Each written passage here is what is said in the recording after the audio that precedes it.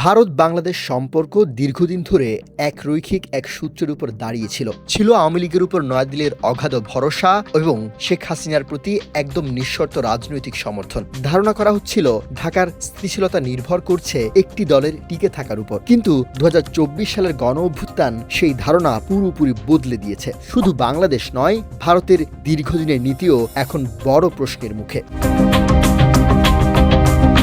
সম্প্রতি দুটি ঘটনা ইঙ্গিত দিয়েছে নয়াদিল্লি এখন যেন নতুনভাবে ভাবছে। প্রথমত, ভারতের প্রধানমন্ত্রী নরেন্দ্র মোদীর পক্ষ থেকে বিএনপি চেয়ারপারসন খালেদা জিয়ার অসুস্থতার জন্য উষ্ণ শুভেচ্ছা বার্তা এবং যে কোনো ধরনের সহযোগিতার প্রতিশ্রুতি। দ্বিতীয়ত, শেখ হাসিনার ভারতে অবস্থান নিয়ে পররাষ্ট্রমন্ত্রী এস জয়শঙ্করের মন্তব্য, তিনি নির্দিষ্ট পরিস্থিতিতে এসেছেন, এখন সিদ্ধান্ত তারই। ভারতের অতীত নীতির সঙ্গে এই সুর একেবারেই ভিন্ন। বিশ্লেষকদের মতে এটি কেবল সৌজন্য নয়, বরং বাংলাদেশের সম্ভাব্য নতুন রাজনৈতিক বাস্তবতার প্রতি ভারতের কৌশলগত প্রস্তুতি।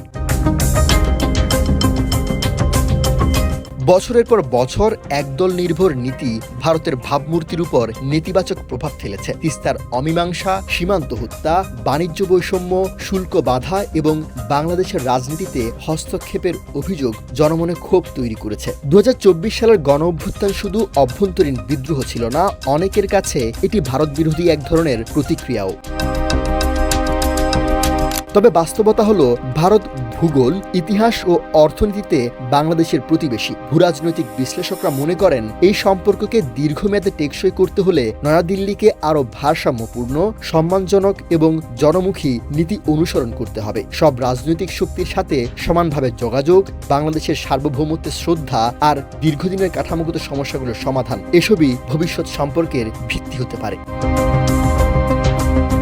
অন্যদিকে বাংলাদেশেরও দায়িত্ব আছে। ন্যায্য অধিকার ও আবেগকে পৃথক করে দায়িত্বশীল জাতীয়তাবাদ চর্চা করা। দুই দেশের গণমাধ্যমের কাছেও প্রয়োজন সংবেদনশীলতা ও বাস্তব ভিত্তিক উপস্থাপন। পারস্পরিক সম্মান, সমতা এবং আস্থার সম্পর্কের মাধ্যমে দক্ষিণ এশিয়ার অন্যতম গুরুত্বপূর্ণ এই দ্বিপাক্ষিক সম্পর্ক দুই দেশের জন্যই মঙ্গলজনক হতে পারে।